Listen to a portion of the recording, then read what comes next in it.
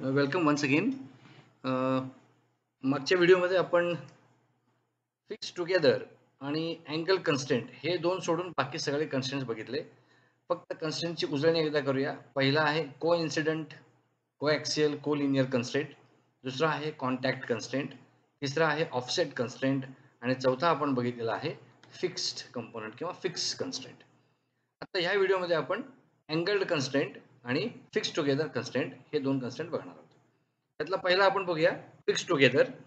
Fix together याचा अर्थ तुम्ही इथं मल्टिपल कंपोनंट्स पिक करू शकता आणि एकदा ते फिक्स टुगेदर झाले की they will be treated as a single entity.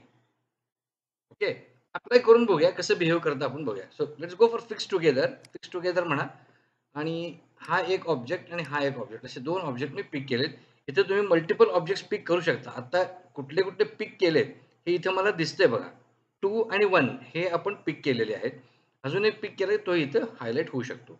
So fix टुगेदरसाठी किती कंपोनंट्स घ्यायचे ह्याला लिमिट नाही. ओके म्हटलं मी इथं. हे दोन कंपोनंट्स आता फिक्स टुगेदर झाले. आता इथं एक लक्षात ठेवण्यासारखी गोष्ट अशी आहे की फिक्स हे वेगळं आहे आणि फिक्स टुगेदर हे वेगळं आहे. आता फिक्स म्हणजे काय बघा. हा कंपोनंट फिक्स आहे कारण इथे कन्स्टंट दिसतोय बघा मला. हा फिक्स आहे. ओके. आता ह्याला आपण मॅनिप्युलेट करून बघूया आणि हा ऑप्शन आता ऑन ठेवूया आपण with respect to constraint.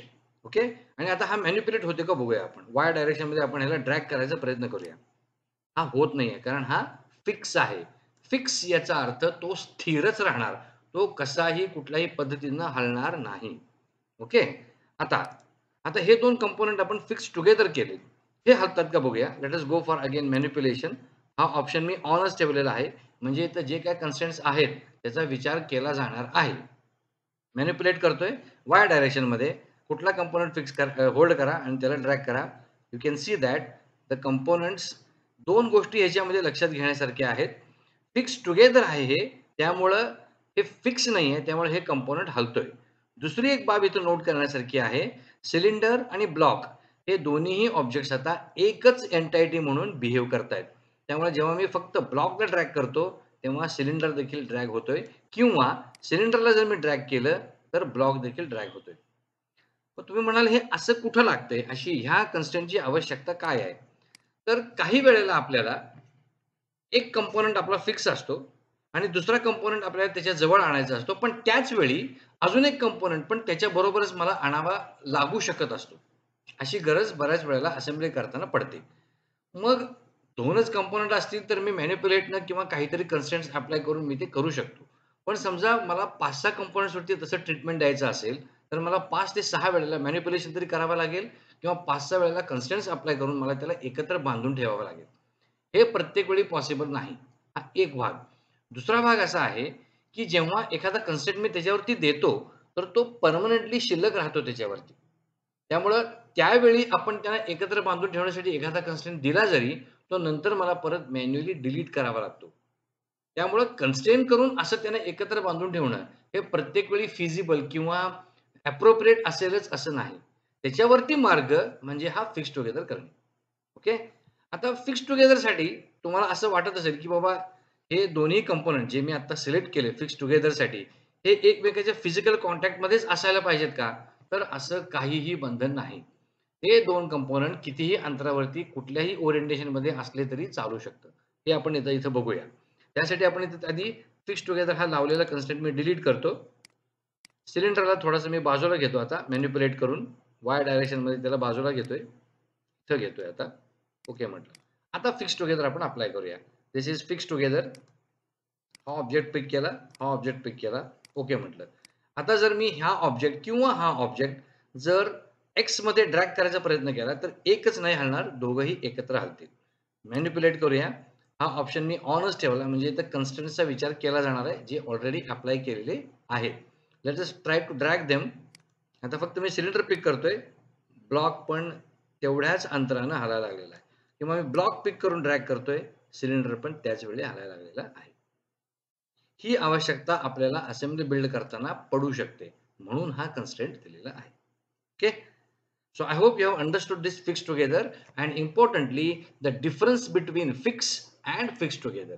Fixed together allows the components to move but as a single entity, but fix doesn't allow the component to move at all. हा त्यातला महत्वाचा फरक आहे.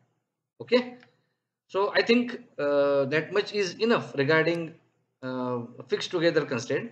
अगदी सिम्पली भाषेत सांगायचं, हे जे ऐकून पण तुम्हाला लक्षात येतं, हे 2-3 पेपर्स एकत्र ठेवण्यासाठी जी पिन वापरली जाते त्याला आपण यू पिन किंवा जे पिन म्हणतो, तशा पिनचंच ऐकून आहे इथे. म्हणजे ते कागद जे आहे ते एकत्र ठेवायचे फक्त.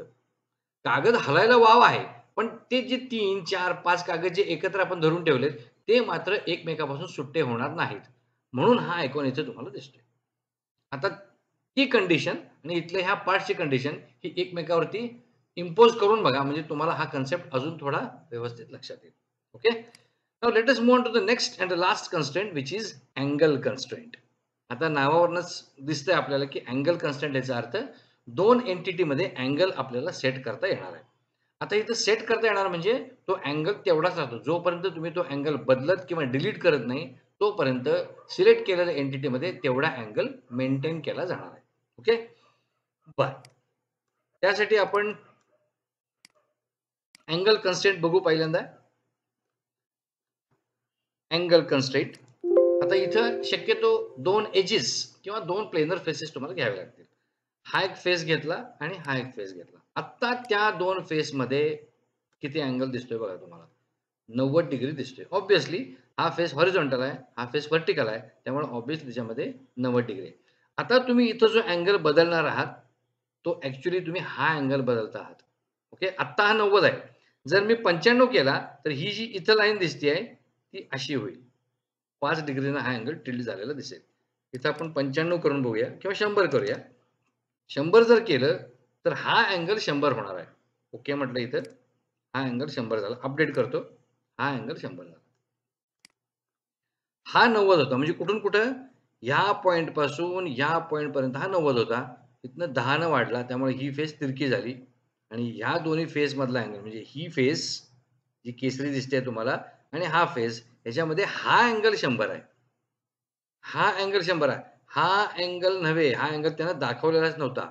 हा अँगल 90 होता, तो आपण आता 100 केला. अंडू करूया आणि पुन्हा एकदा करून बघूया. ओके, अँगल कन्स्ट्रेंट, हा फेस आणि हा फेस. आता कुठला अँगल 90 दाखवतोय ते बघा, हा अँगल 90 आहे. ओके, त्यामुळे हा अँगल बदलणार. आता इथं तुम्ही त्याला समजा 45 केलं तर हा अँगल 45 होणार. अपडेट केलं, हा अँगल 45. ओके, आता जोपर्यंत तुम्ही हे डिलीट करत नाही किंवा बदलत नाही तोपर्यंत हा फेस आणि हा फेस याच्यातला अँगल 45 डिग्रीच राहणार. असा हा अँगल कन्स्ट्रेंटचा इफेक्ट आहे.